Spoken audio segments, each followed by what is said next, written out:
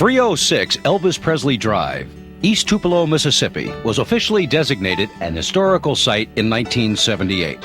But in 1934, the address was 306 Old Saltillo Road, and it was the home of Vernon and Gladys Presley. The couple had married on June 17, 1933. After first living with in-laws, Vernon and his father built the two-room house with $180 worth of lumber. On January 8, 1935, Gladys gave birth to identical twins who were given the names of Elvis Aaron and Jesse Garin Presley. Elvis was born first, and minutes later, Jesse was delivered stillborn. The following day, Jesse was buried in an unmarked grave at the Princeville Cemetery in Tupelo.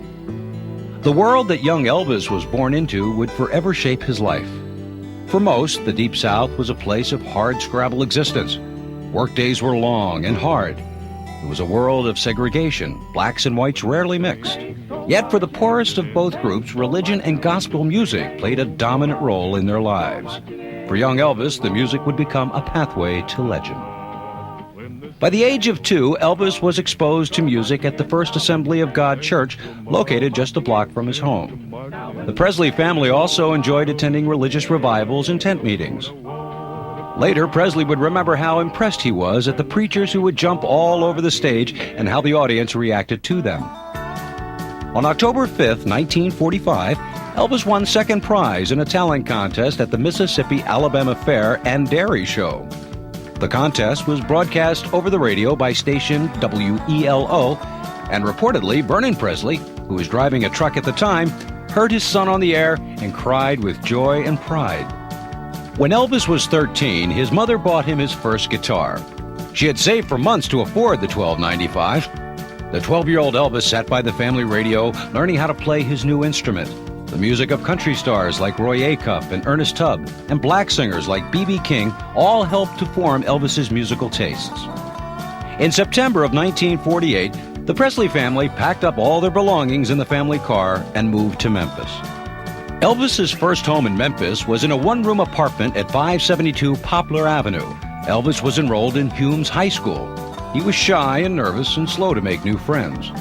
The family struggled to make ends meet and qualified for public assistance, including an apartment in a federally funded housing project. To help out his family, young Elvis had a series of part-time jobs, including working as an usher at the Lowe's State Movie Theater. Slowly, a change was coming over Presley. He began buying flashy clothes at Lansky's on Beale Street, a favorite of country singers and local black kids. He changed his hairstyle from the popular crew cut of the time to wearing it long, slicked back with sideburns. He loved movies, and it has been reported he idolized Tony Curtis. Although he enjoyed dressing like a rebel, he was also a member of ROTC in his senior year of high school. His interest in music continued, but his shyness kept him from performing in public, although he did enter and win a talent contest in his senior year. In June of 1953, Elvis graduated high school. Later, he got a job driving a truck, similar to this one, for the Crown Electric Company, taking parts and equipment to various job sites. His take-home pay was $35 per week. In the summer of 1953, Presley decided to make a record as a present to his mother. He knew that Sun Records, a small recording studio and record label, also allowed people to make inexpensive demo records. Presley recorded 2 songs, My Happiness and That's When Your Heartaches Begin. In January of 1954, Elvis returned to Sun to make a demo record. This time, the studio's owner, Sam Phillips, was there and took an interest in Presley.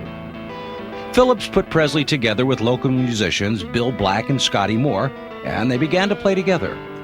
On July 5, 1954, at Sun Records, the trio recorded That's All Right Mama and Blue Moon of Kentucky as the 2 sides of Presley's first professional